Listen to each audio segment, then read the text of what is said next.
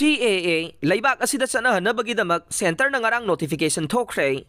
Pawasi ngasi nungthil phongkiba pawnil khol pawse dagi lokhatchabane. Lok Sabha mikhalgi mangoi na Citizenship Amendment Act CAA leibak asida chanahanabagidamag center na notification thokre. Laingang na kumjali sungani taraga mapan gi December kunsaga mathoida. Parliamenta pass tawkiba ek asi sahi mangagi matung dalaibak asida chanahanan na bagidamak notification adu ngarang center na thokibane. Ek asi na Afghanistan, Bangladesh amadi Pakistan dagi lakpa Hindu, Sikh, Jain, Parsi, Kristan sing kumjali sungani taraga marigi December kunsaga mathoigi mamangda.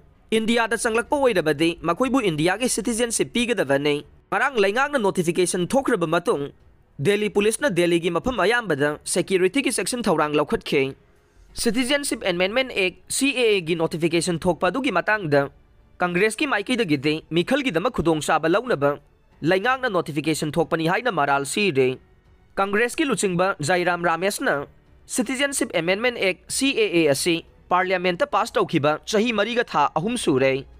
Adubu notification di haujikta thokle Citizenship Amendment Act CAA gi notification thokpada matam yamna changliba si karigino laingang na sathariba thawong asi mikhalgi khudong saba launabani haiba si mayek sengle haina Jairam Ramesh na makha taakhe.